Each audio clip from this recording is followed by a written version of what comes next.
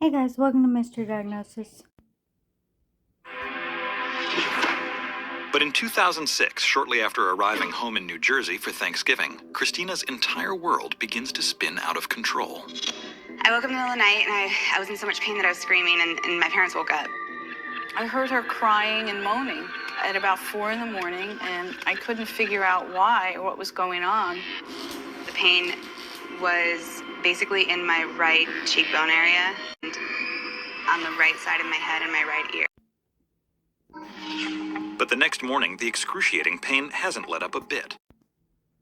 The waiting room and the fluorescent lights above me are making the pain so much worse. You're gonna want to stick that around for it's this probably because doubled it or gets a tripled in lot its weirder strength at besides this point. just pain. But after a thorough examination, the doctor assures Christina that her symptoms are nothing to worry about. On the flight home, a terrifying new symptom hits Christina. As we were taking off, I realized I was so disgustingly nauseous. And I've never had motion sickness. By sheer force of will, I did not throw up during the takeoff. And during the landing, I wasn't so lucky at all. I was the poor guy sitting next to me. I was that girl that was puking in the barf bag. At this point, my right side of my jaw had completely locked, and I could hardly open my mouth at all. I've had that with the The dentist arthritis. wrote me a prescription. Christina is in utter agony. In the car, I started noticing that my sensitivity to everything had increased tenfold. And about my psoriatic arthritis, when Pain my pills jaw stopped working. occasionally And will lock, being in a car what and kind of moving I would make me even more will nauseous. So cut up I food rode about the entire size of what way with my head hanging out of the a window kid would do on a December day. because I could To keep from throwing only up. open my mouth an inch. And the doctor tried to unlock it by injecting Novocaine not in the nerve, but in the area surrounding it and stretching it. Christina had instant relief because it was a local anesthetic. For the first time in 3 weeks, the pain has subsided, and the Karases breathe a deep sigh of relief. But later that evening, the effects of the Novocaine begin to wear off. The pain came back. The pain came back. For people that don't know this, psoriatic Once that arthritis Novocaine wore is off, treatable, once but I it's was not home, curable. it was much worse than it had ever been. I felt so helpless. And just when she thinks it can't get any worse, the unimaginable I happens. know some type On New of Year's sinus Eve, Christina is condition. terrified when she looks in the mirror and notices that her right eye is drooping to the side. I don't And I think looked in it's the mirror. serious though. Now I'm noticing that my face is really falling apart and becoming deformed. By the next morning, the drooping eye is causing double vision and extreme vertigo. My entire vision was completely out of whack to the point where just walking would make me throw up. The problem could be neurological, and order an MRI to get a closer look at Christina's brain. It was as though there was a construction site inside of my brain, and they were nailing and drilling. Doctor came up to us and said that the MRI showed a tumor in an area of the brain that they didn't usually operate. I'm not convinced it's tumor, I think it's inflammation.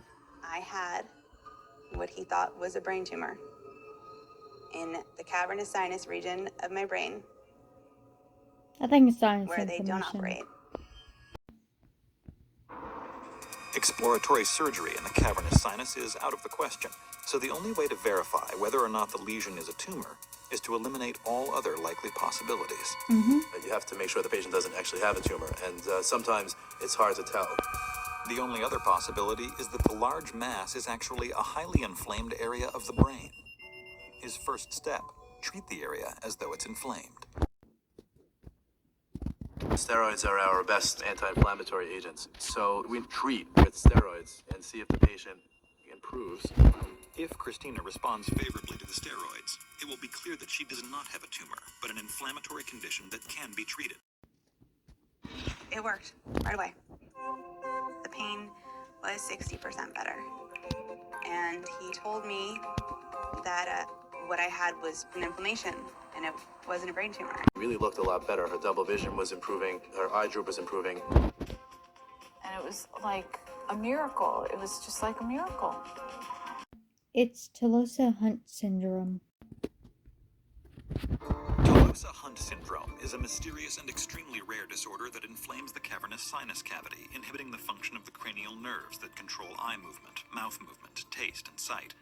Tolosa Hunt is a non-life-threatening condition that can be treated with steroids. So the most typical symptoms that patients report are double vision, drooping of the eyelid, numbness on the face, and typically the pain is quite severe and it's always on one side of the head. And all of our symptoms were on the right side because the lesion involved the right cavernous sinus. After just 5 months of heavy steroid treatment, Christina Karras' life is finally back to normal. That's great. I maintained Christina on corticosteroids. By the end of the course of treatment, Christina really appeared as if she never had the disease at all. She had no headache, she had no double vision. Christina's health now is really good. She's still recuperating, but aside from that, her health is good.